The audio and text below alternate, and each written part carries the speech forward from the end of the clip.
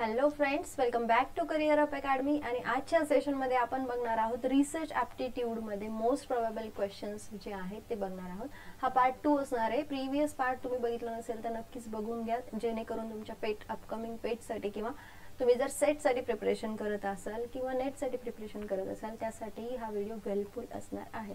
दुसरं म्हणजे तुमचे बरेचसे क्वेश्चन्स आहेत की मॅम पेट एक्झामसाठी अभ्यास कशातून करायचा आहे, पेट एक्झाममध्ये पेपर 1 साठी काय करायचं आहे, कुठलं बुक आहे. मी ऑलरेडी तुम्हाला सांगितलेलं आहे की पेट एक्झामसाठी पेपर 1चं रिसर्च ॲप्टिट्यूडचं कोठारीचं बुक आहे, जे डायरेक्टली तुम्ही डाउनलोड करू शकतात फ्रीमध्ये. क्रोममध्ये जरी तुम्ही टाकलं ना, free download by the CR Kothari research aptitude, तर तुम्ही इझिली डाउनलोड करू शकता. सेकंड, मार्केटमध्ये बरेचसे ऑप्शन्स आहेत किंवा तुम्ही डायरेक्टली मार्केटमध्ये जाऊनही ते बुक परचेस करू शकता. ठीक आहे. दुसरी गोष्ट म्हणजे ज्यांना कोणाला थेरॉटिकल आता वाचणं शक्य नाही आहे, तर अशा स्टुडंट जे आहे ते MCQs थ्रू त्यांचं प्रिपरेशन करू शकतात. आणि म्हणूनच ही सिरीज आपण लॉन्च केलेली आहे MCQsची. सो याच्यामध्ये बघूयात की रिसर्च ॲप्टिट्यूडचा हा जो असणार आहे तो पार्ट 2 असणार आहे. क्वेश्चन बघा काय विचारलेला आहे. Which among the following is not related to the qualitative research. खालीलपैकी कोणते जे काही ऑप्शन्स दिलेले आहेत त्यापैकी not related to the qualitative research, qualitative रिसर्चशी संबंधित खालीलपैकी काय नाहीये. ऑप्शन्स दिलेले आहेत thematic analysis, case study, discourse analysis, discourse analysis आणि सर्वे मेथड. तर यापैकी क्वालिटेटिव्ह सोबत काय नाही मॅच होत. थेमॅटिक म्हणजे थीम्स नुसार तुम्ही त्याला सांगू शकतात, म्हणजे हा क्वालिटेटिव्ह झालाय. केस स्टडी, एखाद्या केस बद्दल तुम्ही डिटेल स्टडी करताय म्हणजे हा क्वालिटेटिव्ह झालेला आहे.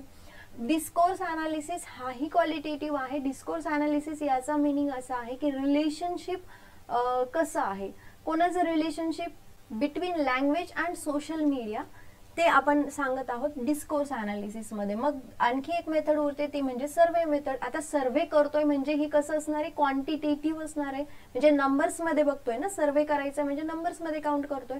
आणि म्हणून क्वालिटेटिव्ह रिसर्च मध्ये काय इन्क्लुडेड नाहीये, तर option number D, that is the survey method. ठीक. नेक्स्ट क्वेश्चन बघूया. Experimental research are aimed to. Experimental research चा एम काय आहे. Establish association between the variables, describe the variables, then study the applications of the theory and study the trend analysis. So experimental research जे आहे त्यांचं M आहे की establish the association between the variables. जे वेगवेगळे variables असतील तर त्यांच्यामध्ये असोसिएशन तयार करणं किंवा त्यांच्यामध्ये काय असोसिएशन आहे ह्याची स्टडी करणं, ह्याला आपण म्हणतो एक्सपेरिमेंटल रिसर्च. मग ह्याच्यामध्ये descriptive variables, describe the variables येणार नाही किंवा ह्याच्यामध्ये ऍप्लिकेशन ऑफ द थेअरी हे येणार नाही किंवा study the trend analysis, that is also not included in the experimental research. Next question काय विचारलंय. आता तुम्हाला लक्षात आले की एक्सपेरिमेंटल रिसर्च याचा मीनिंग तिथे आपण व्हेरिएबल्स जे आहेत ते कन्सिडर करतोय. आता त्यावरतीच बेस तशाच पद्धतीचा क्वेश्चन आलेला आहे. Through which of the following मेथडॉलॉजीज of the research cause and effect of the relationship is focused. खालीलपैकी कोणत्या रिसर्च मेथडॉलॉजीमध्ये तुम्हाला लक्षात येईल की कॉज आणि इफेक्ट ह्या कोणत्या मेथड थ्रू तुम्हाला लक्षात येईल. तर ऑप्शन आहे हिस्टॉरिकल मेथड. यामुळे तुम्हाला कॉज आणि इफेक्ट लक्षात येतोय का. कॉज म्हणजे कारणे, इफेक्ट म्हणजे त्याचा काय इफेक्ट झालेला आहे. सो कारणे आणि इफेक्ट कशावरून तुम्ही स्टडी करता. Historical method, experimental method, ex post facto method आणि केस स्टडी मेथड. सो यामध्ये काय असणार आहे, the option number B, that is the experimental method. So experimental method through तुम्ही सांगू शकतात की त्याचा कॉज काय आहे आणि त्याचा इफेक्ट काय झालेला आहे. So that we call it as, that is the experimental research.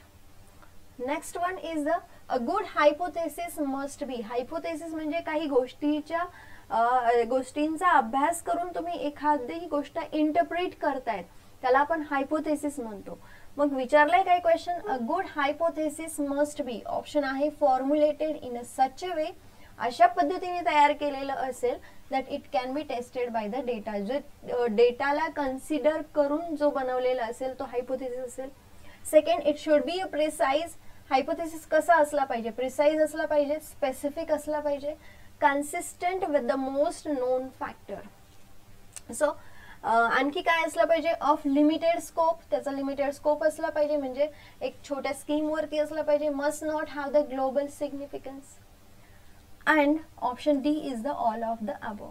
So कसा असला पाहिजे hypothesis, all of the above. So the correct option is the option number D. कारण की आपण गुड हायपोथेसिस कसं फॉर्म्युलेट करतो, एक पर्टिक्युलर डेटावरून तो इंटरप्रेट करतो, म्हणून हे करेक्ट ऑप्शन आहे. Good hypothesis it should be precise, specific असला पाहिजे किंवा consistent with the most non factor. आता स्पेसिफिक आहे म्हणजे ह्याचा लिमिटेड स्कोप असला पाहिजे, limited scope and must not have the global significance, and that's why the option number 4 is the correct one. Then next question is, the main condition that the research must follow is, the main condition that research must follow is honest exploration, research, knowledge of the facts and principles, standardized findings and conclusions. तर या सगळ्या conditions रिसर्चर्सने follow केल्या पाहिजे किंवा research मध्ये असल्या पाहिजे. आपल्या रिसर्च मध्ये आपला ऑनेस्ट म्हणजे खरा असलेल्या गोष्टी तुम्ही टाकायला हव्यात. Second, knowledge of facts and principles. Then standardise the findings and conclusion. So the correct option for that is option number 4. ठीक आहे. Next question, one of the method of the logical reasoning process is called, option आहे induction method, deduction method, research and experiment. खालील पैकी कोणती method आहे जी logical reasoning process सोबत आपण consider करू शकतो. So option number D is the correct, that is the experiment is related to the logical reasoning process. So that is the one of the method of logical reasoning. कोणती? Experiment. आणि experimental research मध्ये काय study करतोय आपण, variables वगैरे हे सगळ्या गोष्टी कन्सिडर करतोय. Okay. And essential criteria of scientific study is, खालील पैकी कोणता महत्वाचा क्रायटेरिया जेव्हा आपल्याला सायंटिफिक स्टडी करायची, आपला विश्वास असला पाहिजे, त्याची काही व्हॅल्यू असली पाहिजे, ऑब्जेक्टिव्हिटी असली पाहिजे किंवा सब्जेक्टिव्ह असला पाहिजे. तर आपल्याला माहिती आहे की एखादा रिसर्च किती डेप्थ मध्ये आहे, त्याची डेप्थ काय आहे हे आपण सगळं कशावरून सांगू शकतो, किंवा किती डिटेल स्टडी केलेला आहे कशावरून सांगू शकतो, त्यांच्या ऑब्जेक्टिव्हिटी मध्ये. सो इसेन्शियल क्रायटेरिया जो आहे सायंटिफिक स्टडी मध्ये तो आहे objectivity. So the correct option is option number C. Next question, fundamental research is otherwise called. Fundamental रिसर्चला दुसरं काय म्हणू शकतो? ऑप्शन आहे action research, survey, pilot study, pure research.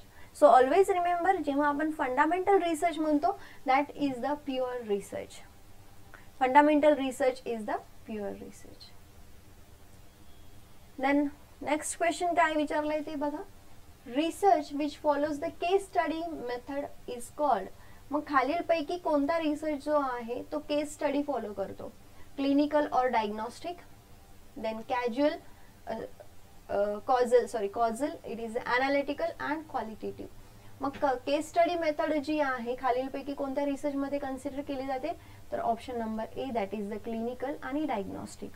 कारण की त्याच्यामध्ये काय स्टडी केलं जातं? केस स्टडी. एखादी पर्टिक्युलर केस घेतात आणि त्यावरती तुम्ही डिटेल स्टडी करतात. तर पर्टिक्युलरली हे यूज केलं जातं क्लिनिकल आणि डायग्नोस्टिक स्टडीसाठी. ठीक आहे. So this is the option number A is the correct.